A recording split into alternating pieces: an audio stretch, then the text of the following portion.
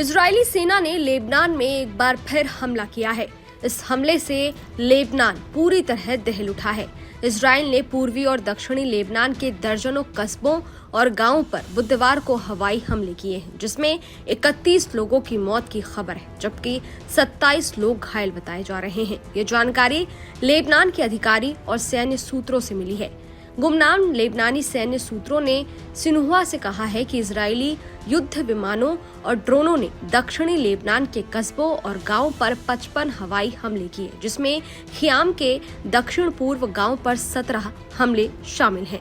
आधिकारिक राष्ट्रीय समाचार एजेंसी एनएनए ने कहा है कि इजरायली युद्ध विमानों ने बुधवार को नबातेह शहर के पड़ोस में ननों को निशाना बनाया, जिससे कई इमारतें नष्ट हो गई।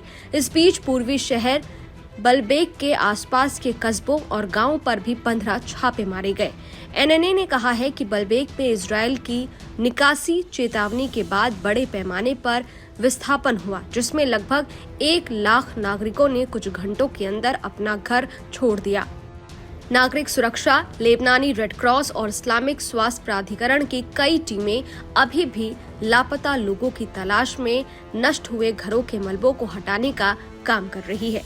अपनी ओर से हिजबुल्लाह ने बयानों में कहा है कि उसके लड़ाकों ने दर्जनों मिसाइलों और ड्रोनों के साथ कई इजरायली ठिकानों पर बमबारी की, जिसमें तेल अवीव के दक्षिण पूर्व में विशेष बलों के परीक्षण के लिए एडम कैंप और हेदरा के पूर्व में एक मिसाइल रक्षा और क्षेत्रीय ब्रिगेड बेस भी शामिल है।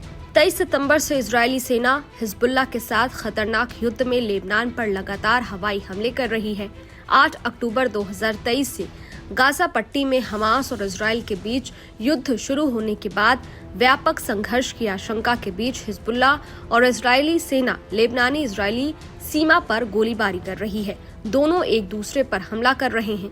इजरायली पीएम के आवास पर इसी महीने 3 ड्रोन हमले किए गए थे। हालांकि एक ड्रोन को इजरायली सेना ने हेलीकॉप्टर से मार गिराया था और दूसरा ड्रोन नेतन्याहू के पड़ोस वाले मकान पर जाकर गिरा था, जिसमें कोई हताहत नहीं हुआ था। हालांकि मकान को थोड़ा नुकसान जरूर हुआ था।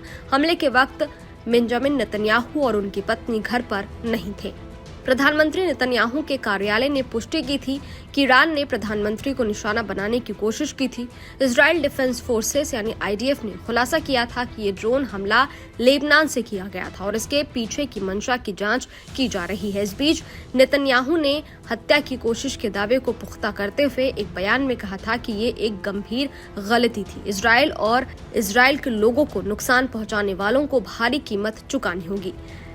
अब नेतन्याहू के इसी हमले को लेकर हिजबुल्लाह के नए चीफ शेख नाइम कासिम ने कहा है कि इजरायल के प्रधानमंत्री बेंजामिन नेतन्याहू हमले में बच गए, लेकिन शायद उनका वक्त अब तक नहीं आया है। नेतन्याहू ने दावा किया था कि ईरान समर्थित समूह हिजबुल्लाह ने उनकी और उनकी पत्नी की हत्या की कोशिश की थी। ये हमला केसारिया में स्थित उनके आवास पर हुआ था। खैर, इस वीडियो पर आपकी क्या राय है? ये वीडियो आपको कैसा लगा? कमेंट बॉक्स में जरूर बताइएगा। बाकी देश और दुनिया की तमाम खबरों के लिए देखते रहिए न्यूज नेशन। शुक्रिया।